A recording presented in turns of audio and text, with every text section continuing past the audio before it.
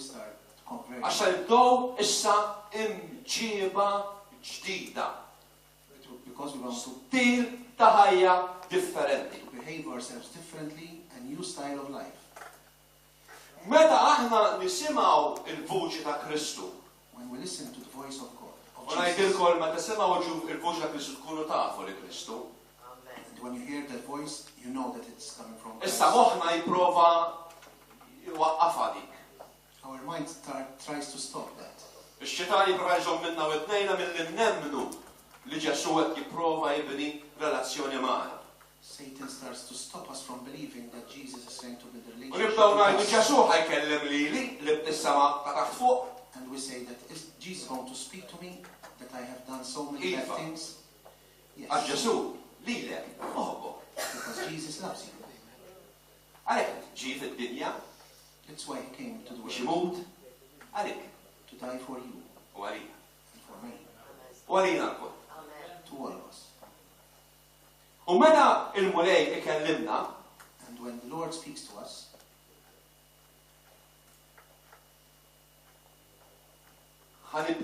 nibdew narfu u nibdew nitalmu xirrit u mill-ħajja tagħna. we're going to realize and we're going to learn what he wants from our lives. Il-Pawlu Ġesu qallu jien sejjaħlek biex tkun għaddej, Jesus said to Paul, I called you to become a servant, biex tkun xut ta' dak li rajt u smajt minni u li jien għad norik. so that you'll be a witness of what you heard and you seen of me, and I'm going to teach you. Mela l-ewwel Ġesu identifika ruħu u minnu So first Jesus biex identified tibda himself, relazzjoni. so the relationship can start. Jekk konna minn għalina li aħna qegħdin nimlew l-ispazju fid-dinja nirrealizzaw li minn ħajja mejta Alla ħajtina ħajja ġdida, We born realize, again. we realize that from being dead in our sins, he's going to give us a new life in the spirit, born again. Ġesu ħajrevela lilu nnifsu lilna bil-mod ta' kif nifhmu aħna. Jesus will reveal himself to us in the way we can understand. U mbagħad isejħilna biex inkunu x-xut tiegħu. And then he calls us to be his witnesses. Glorja l-Mulej. Glory to the Lord. Din hija missjoni li kull wieħed u waħda minna għandu. This is a mission that each of us has. Li nagħtu xieda il dawk in-nies li llum qegħdin hawn f'sekond oħra mihomx. To give witness to those people that they are here now, but not here in a second. Għalilna Lorenz kif nagħmlu hekk imutu tnejn min-nies. As Lawrence said, in a click of fingers, 2 people die. Ġan, qabel is-service qalli ġufi ta' 21 li telef ħajtu dal-għodu b'xi inċident. John told me this morning that Ieħor. another person on the road lost his life in a traffic Min jaf accident. ukoll insertaw dak kien in-nejber tagħna. Imagine he was our neighbor and you say, I never spoke the gospel to him. Kemm għandna nieħdu l-kliem ta' Kristu bis-serjetà. We need to take the words of Christ seriously. Ġesu għażel. Tajt saqsini għalfej, għax għalija kienet peġġozzjoni ħażina. Imma Ġesu għażel lilek u lili biex inxantru l-Vanġelu. Sa tagħmilha hu Don't ask why, but Jesus kif ridu. chose us. Jitfa sarjetta minn fuq, bum, ħalemmen jien. Imma jimma laqbix maħħax fada. ċaħġa għasek importanti f'nies fraġli bħalna. Jesus chose us to proclaim the gospel. I don't think it was a good decision, but joking. But such an important thing where he could have done so many wonders for people to believe, he left this important role to us. Is-salvazzjoni tan-nies f'idejna. The salvation of people in our hands. responsabilità. A huge responsibility. Kemm qed jafdan għall-mulej. He's trusting us too much. Mhux inħossu għatoqol, It shouldn't be a burden. anzi għax ħaġa li tferraħna. It should give us pleasure. Għax is-sultan ta' Slaten qed jafdana b'xi ħaġa li jaruh li tiswa aktar mill-univers kollu. Because the King of Kings is trusting us with souls which are more important than the whole universe. Kif kun hawn il-fejma? Kif kun hawn jisifkom il-BMW? If Noel lends us his BMW,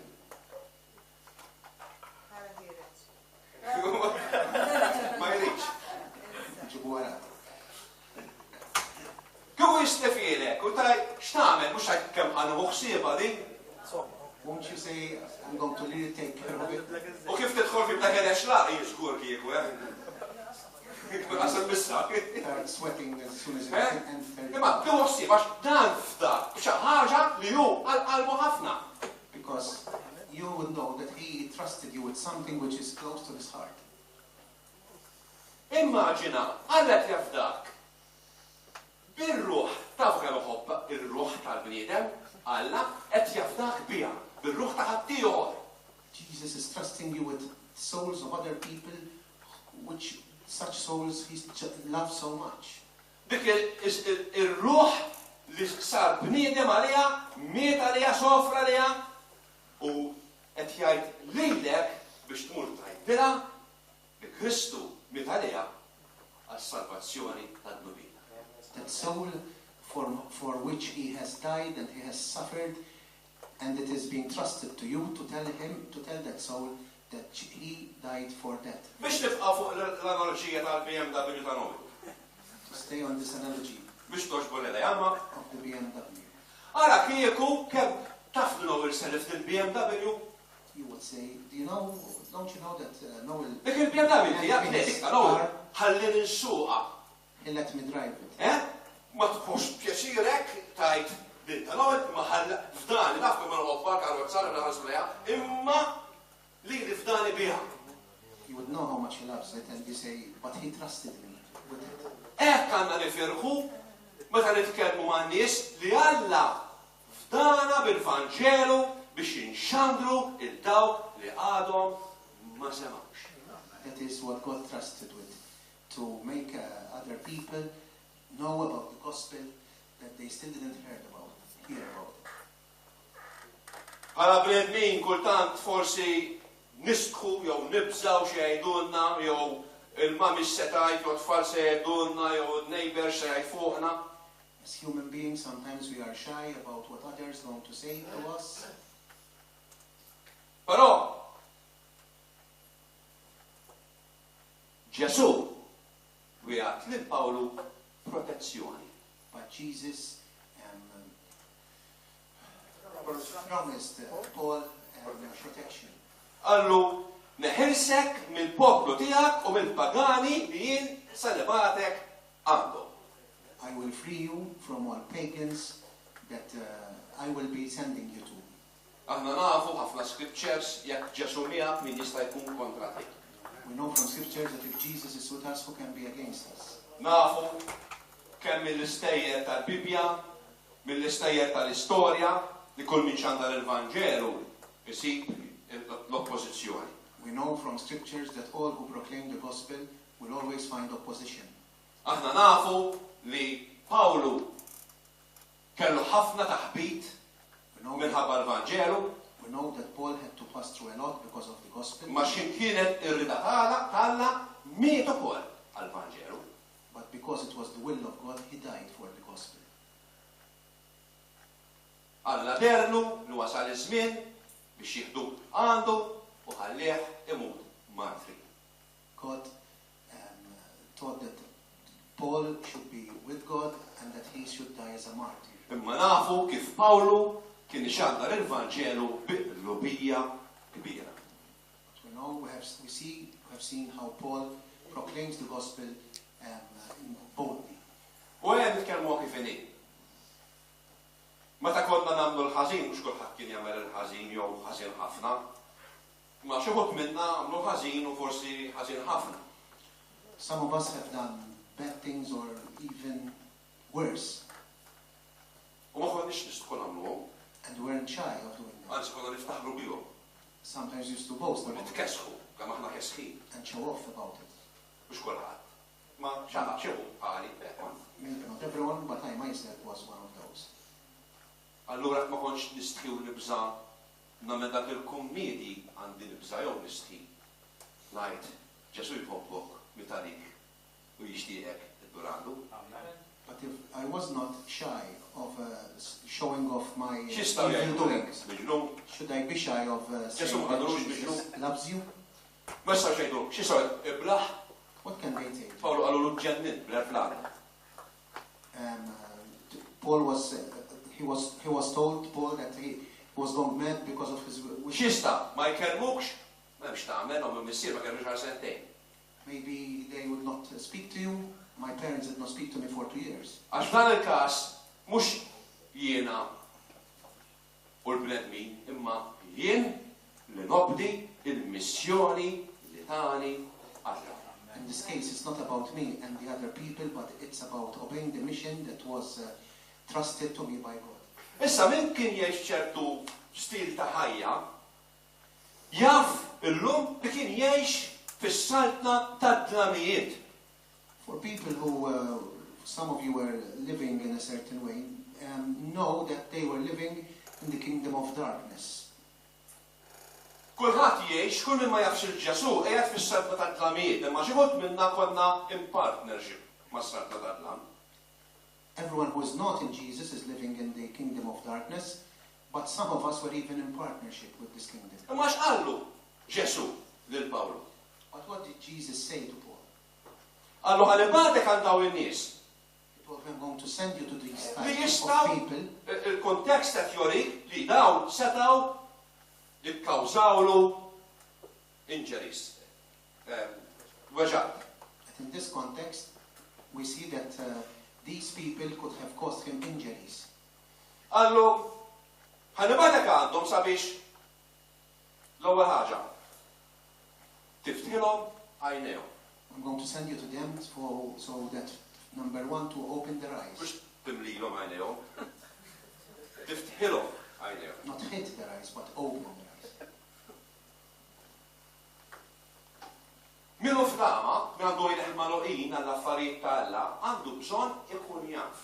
People who are blind of the things of God must know. Daw kif ħajiftħuha għajnejhom? How are they going to open their eyes? Billi int u jien ngħidu. By me and you speaking to them. Ngħidulhom x'inhi l-verità tal-Iskrittura imqazza. By telling them the truth of the Holy Scripture. Meta nies jiftħu għajnejhom, And people open their eyes, huma se jduru hemmhekk il-conversion to turn l-Ingliż, epistrophe bil-Grik, se ddur issa, meta tiftaħ għajnejk iddur. you are going to turn, epistrophe in Greek. Ħaddur mill-dlam għad-dam, vers 18 hija. You're going to turn from darkness to light, verse 18. Aħna mhux hekk għamilna, Isn't that what we have done? hekk ġrana, This is what happened to us. mistoqsija li nsaqsu, però hija jiena ngħix fid-dlam jew qiegħed ngħix fid-dawl. But the question we should ask, am I still living in darkness or am I living in light? Il-conversion tiegħi hija f'moħħi jew fl-azzjoni. Is my own conversion in my mind or in my actions? U din irridu naħsbu fuqha. And we must think about it. Irridu nsaqsu lil nfusna. We must ask ourselves. Irridu narbru jgħidilna San Pawl. Narbru lil nfusna. We have to sift, examine and sift ourselves. Ħalli naraw aħniex fil-vidi. So that we see if we are still in faith. Hija importanti għax meta naqraw il-Bibja, importanti li naqraw il-Bibja. And it is important that we read the Bible U naqraw affarijiet li Alla jħobb jew affarijiet li Alla jistmer. while we're reading what God likes and what God Jiena, irrid nsaqsi lil innifsi u ngħid mela jien ħajti fuq li ma naħax xaqleb. L-affarijiet ta' ħajti fejn xaqilbu fuq dak li Alla jistmel jew fuq dak li Alla jħobb. I must ask, is my life more on the side of what God dislikes or on the side that He is? X'inhu ma dawk il-kwalitajiet tal-ħajja tiegħi li hemm bżonn nikkonverti minnhom? What are those things that I need to convert myself from? U din hija mistoqsija li irdu nsaqsuha b'mod regolari fil-ħajja tagħna. And this is a regular question we must ask in our lives. Meta naqraw l-Iskrittura, When we read the scriptures u naqraw tikdibx, and we read, do not lie, met mill-Ten Commandments. one of the 10 commandments. Nsibuha fit-Testament ukoll. We find it even Naturalment. in the New Testament. Imma kien naf li jien wieħed minn dawk li nħobb nikdeb. But if I know that I'm a person that likes to lie, Mela jien irrid nikkonverti minn dan it-tnub.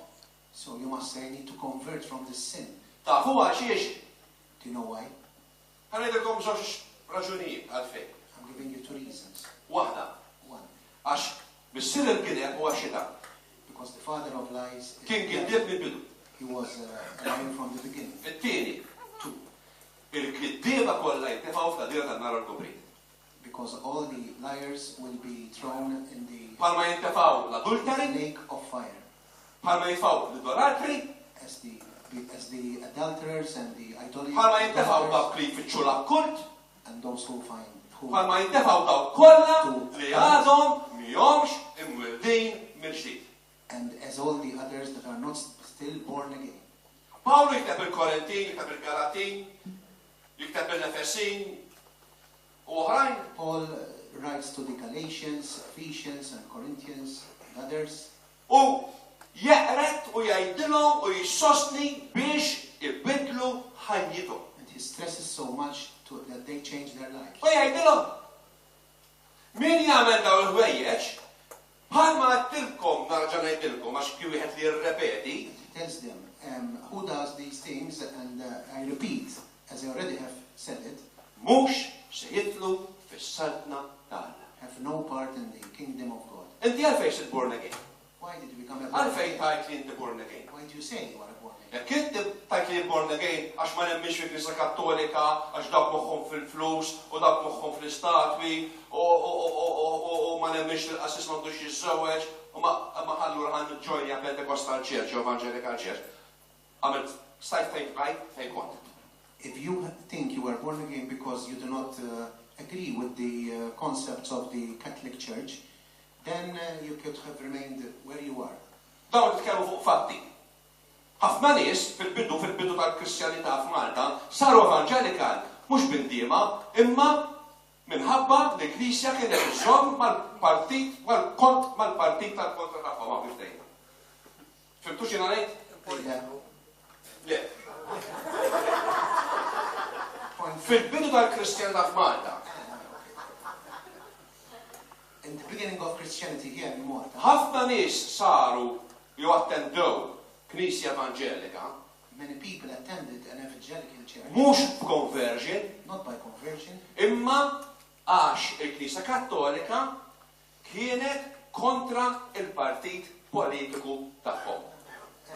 but because the Catholic Church was against their political party. U dak il-grupp ta' nies li ħafna minnhom għadhom ħajjin sallum talafhom għax kif kienu dakinhar għadhom illum.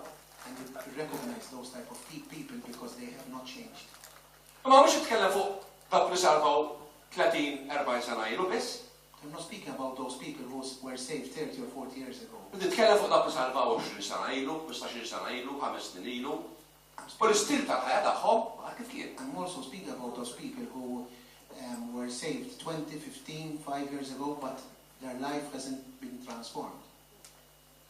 Il-messaġġ li aħna irdu nagħtu The message that we have to get through irid ikun jiddistingwi billi bejn id-dawl u d-dlaq.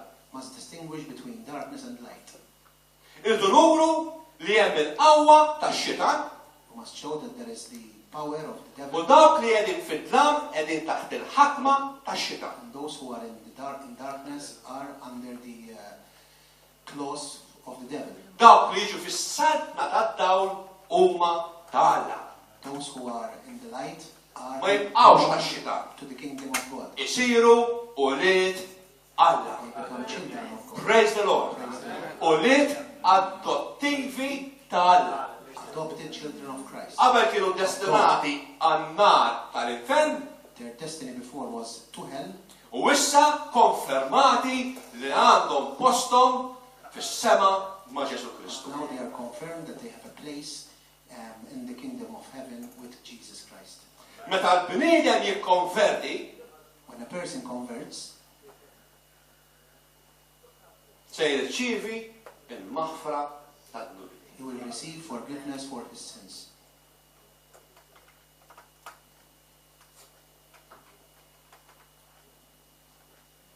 Il-maħfra tad-dubi. Forgiveness for sins. Id-dnub. Sin. Huwa l-għadu ta' Alla Is an enemy of God u tiegħek. and ours. Ma nistawx niċċajtaw mad-dnub. We cannot play around with sin. Ma nistawx ikollna ħbiberija mad-dnub. We must not have any friendship with sin. Tantu hekk So much so li l-Bibja tgħallimna that the Bible teaches us li dawk l-aħwa li jgħidu maħwa imma jidimbu lanqas biss għandek tiekol magħhom. to all the brethren that say that they are your brethren, but sin you should not even eat with them. Illum you're judging da. Today they tell you that you are judging. Iva, I'm judging. Yes, I am judging. Għax il-Bibja tgħidu dan. Because the Bible says it. Jien qed nirrepeti x'hemm fl-Iskrittura. I am repeating what the scripture says. Kull min huwa adulteru, kull Whoever, min huwa giddieb, whoever is an adulterer or, kull min a huwa liar idolatra, or an idolater, u dik il-lista twila li hemm fil-Bibja, sabbaw jgħidli lanqas biss għandek tiekol magħhom dawn. and all that long list which is mentioned in the Bible, Paul says you should not even have a meal with them. Għax mhux kull min jgħid mulej se jidħol fis-sakna tal-lemma nabli jobdu l-kelma tal-nissier. But not because not all those who shout out, Lord, Lord, will enter the kingdom of God, but those who are obedient. Jekk kien Ġesu jgħidli barra s-sakna tal-lem ta' snin għandi nagħti kasa. If Jesus tells me that away from the kingdom of God there is gnashing of teeth, I should really be taken Jekk care il-Bibja of. tgħidli li n-nar tat-torment tagħhom dawk li marru fl-għadina tan-nar l-kobrin, sa jibqa' tiena dejjem jien għandi nagħti kasa. The Bible says that the lake of fire is going to burn forever. I should be in concern. Dartejn fil-kib ta' Revelazzjoni nsibu barra huma dawk. Twice in the Barra. Revelation we read those are outside. Meta t-tiċa kien barra, nitlaqlix il-barra. The teacher used to tell me to go outside just to run off. Għanajdlek, fis-sema mhux se titlaqxin lek għallak barra. You're not going to laugh when in heaven God will tell you to run away. It-twerwir li ħajkun hemm in-nies kienu jixtiequ jmutu ma jistgħux. People would want to die but they can't. Fil-bisa ta' Alla dan, In the fear of God. dawk ta' Alla din fis-sema jkantaw u jferħu ma' Ġesu l-oħrajn werru hemm nisfel. Those who belong to God are there singing and praising the Lord in heaven. The others are there. Jekk taqraw il-kib ta' Revelazzjoni, jekk taqraw għall-Bibja tafu x'inha nagħmel. If you read the book of Revelation, I'm sure you know what I'm saying. U għalhekk għandu nabdu dan l-eżempju tal-konversjoni ta' San Pawl għandna noħduha bl-akbar serjetà. And that's why you have to really take it up seriously, this conversion of Saint Paul. Dawk li jirċievu l-maħfra tad-dnubiet Those who receive forgiveness for their sins jisibu postom ma' dawk li huma imqazzi jew kella santifikati. find a place with the sanctified ones.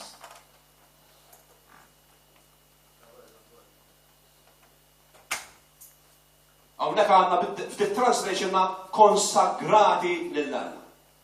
In my translation there, he has consecrated for God. Ħanajdilkom min għamel it-translation rid jagħmel enfasi.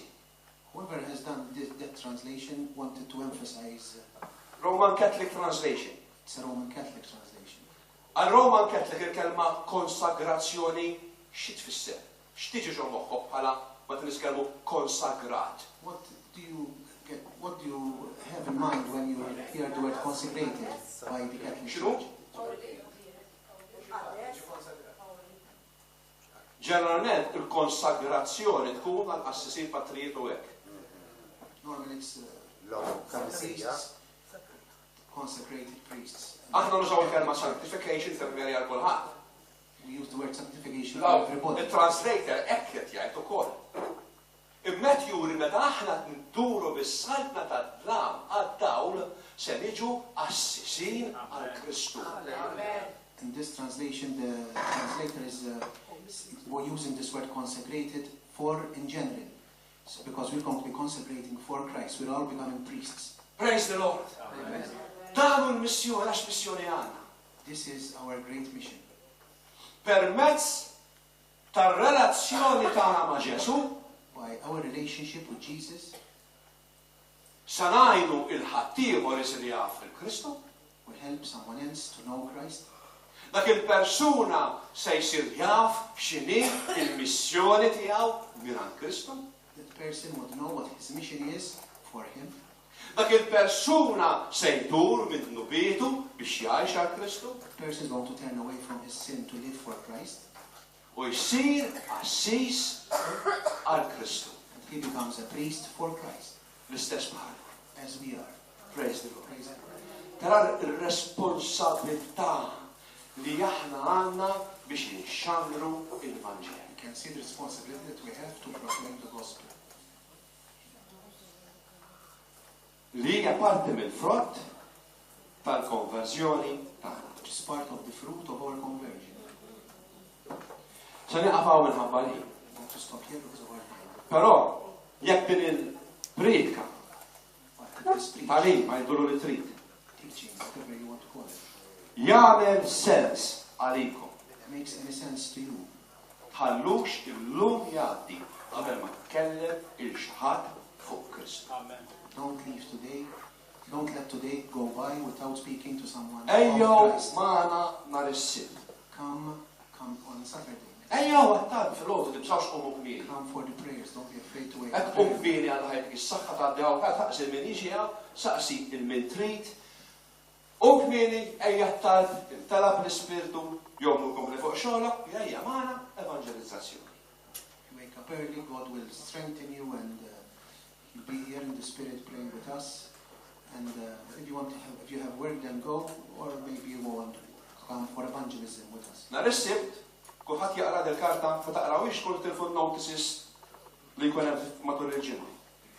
Fuq del-karta għaddilkom li nhar is-sibt On l-ewwel ta' Saturday, April se nagħmlu l-evangelism wara il-prayers ta' filgħodu. Nizzaw di. Bl-aħmar. Kbira. Taħt il-kaxxa. the paper that on the first April, Saturday, going to have evangelism. U din mhix ċajta tal-ewwel ta' April. And it's not an April Fool. Lajt ċajta tal-ewwel ta' April issir xi ħin dak il-ħin. Imma Maybe it will become on that day. li niltaqgħu għall-evanġeliżmu mhijiex ċajta.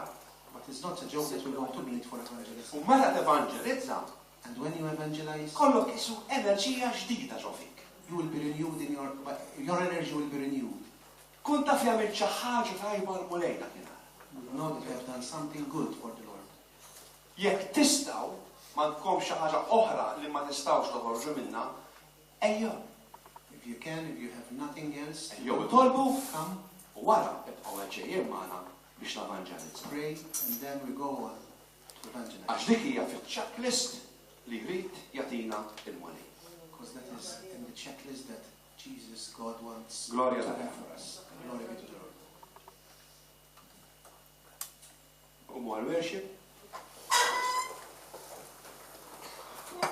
Sakemm jitla l-worship tibqa' jtalba għalina.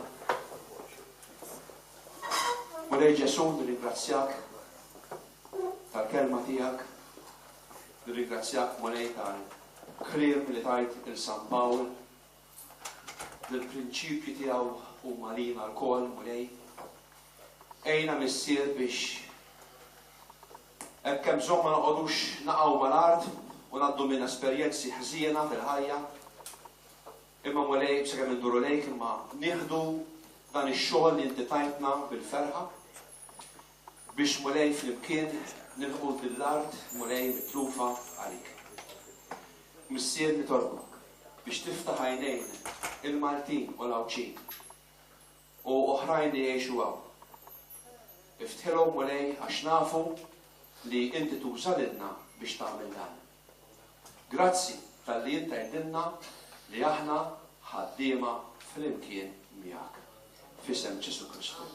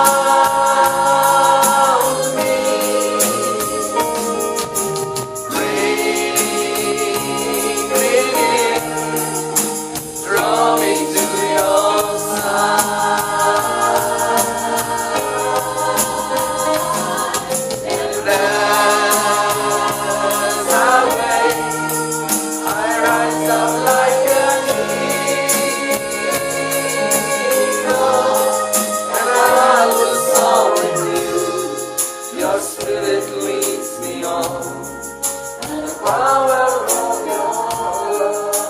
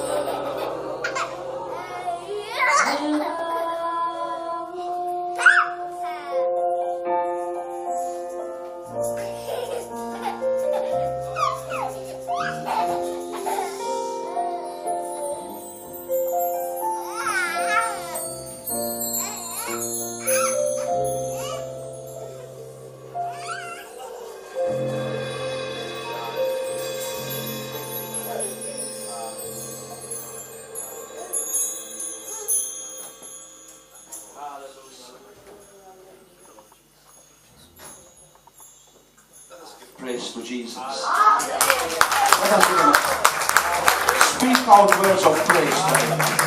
Tell him that he is above all. Tell him that he is the King of kings, that he is the Lord of lords, that he is the bright and morning star, that he is the anchor of our soul, that he is who said he is, God Almighty. Thank you, Jesus. We glorify your name, O King. Thank you that you trusted us with the message of salvation. Thank you, Lord, that now we are children of the Most High God. That we've been called and sent with a mission. And your power will be with us. Your protection will be with us. Thank you for the message that you have given us to convert people from the kingdom of darkness into the kingdom of light. So they will all come children of God. In Jesus' name we say, Amen. Hallelujah. Amen. May the grace of the Lord Jesus Christ, and the love of God, and the fellowship of the Holy Spirit be with each one of you, now and forevermore. Amen. God bless you. We meet Tuesday for Bible study. Meanwhile, speak out the gospel of Jesus Christ. You have a treasure within you. It's not for you. It's for the lost world. In Jesus' name. Amen.